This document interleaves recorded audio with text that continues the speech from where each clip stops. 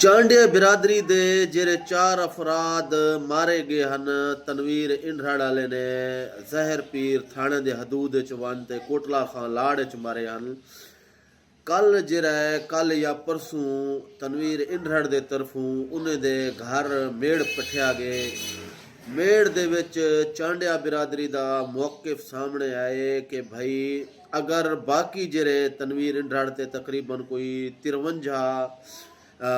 53 case जरे कतल दे अपना अगर तनवीर दे अगर उहे जड़े न फैसला कर घेंदे तो जड़ा असा भी आपस दे विच मशवरा करे सूँ अपने खानदान जरा उनके अपने वरसायन होने नाल मजीद असा बैठे अपना करे सूँ मशवरे के बाद जरा असा वन ते फैसला करे सूँ जो भाई केरे सरदार कने जड़ा असा फैसला करना है। तो ये वीडियो ही तुम देखते हो सो तले ते हुने दा मौके फी हुआ जो भाई असा आपस में मशवरा कर तो को इंशाल्लाह चंगी जरा वल्दी देसूँ हुण देखो 2 दिन 4 दिन वो जिमें इंशाल्लाह हुने दा मौके मजीद हमसे तो आपको आगाह किताबें से।